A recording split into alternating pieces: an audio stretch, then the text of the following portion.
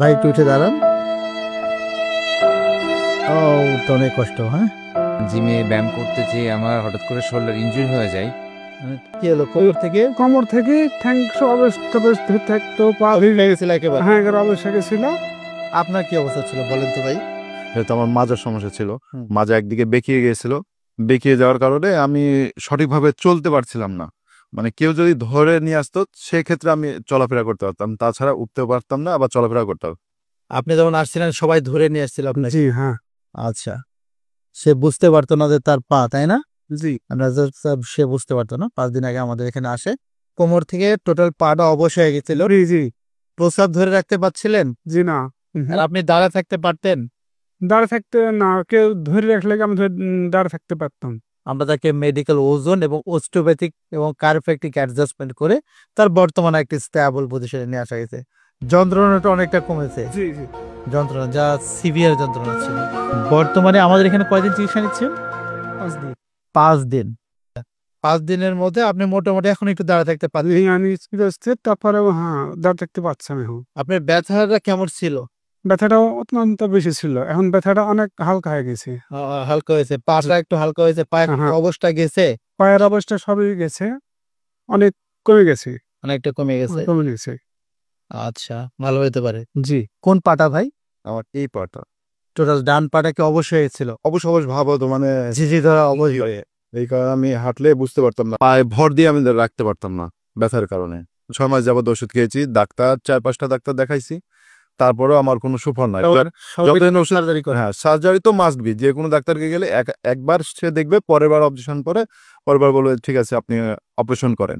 আচ্ছা, আর আমরা কি আপনাকে ওষুধ খাওয়াইছি এখানে? না না, ওষুধ তো আপনি আরো ছাড়ার কথা বলছেন, যে ওষুধটা ছাড়েন, আমরা এই ট্রিটমেন্ট দিয়ে এটা ঠিক করে দিব। আচ্ছা, আমাদের টার্গেট থেকে উইদাউট মেডিসিন প্রবলেম কিভাবে সলভ করে দেয়। আমি মোটামুটি অনেক ভালো আছি, কারো সাপোর্ট ছাড়া আমি এখন চলতে পারছি, উঠতে বসতে সব প্রায় এখন নর্মালের মতো হয়ে গেছে। নরমালের মতো হয়ে গেছে। আপনি তো আসতেন দেখতাম এইভাবে। হ্যাঁ, বেকা হয়ে আসতাম, এই শরীরে কাজ হয়েছিল, এখন আল্লাহ দিলে অনেক সুস্থতা। তো ভাই ঠিক আছে। মোটামুটি সুস্থতা অর্জন করছে এবং অনেকটা সোজা হয়ে গেছে।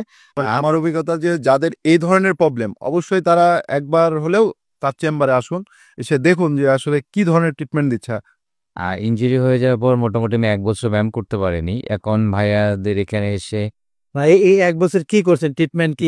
1 বছর ট্রিটমেন্ট হচ্ছে, আমি রিহ্যাব করেছিলাম, কিন্তু রিহ্যাব করে খুব একটা ইমপ্রুভ হয় নাই আমার। তারপরে কি করছেন? এরপর আমি আপনার এখানে আসছি আবার।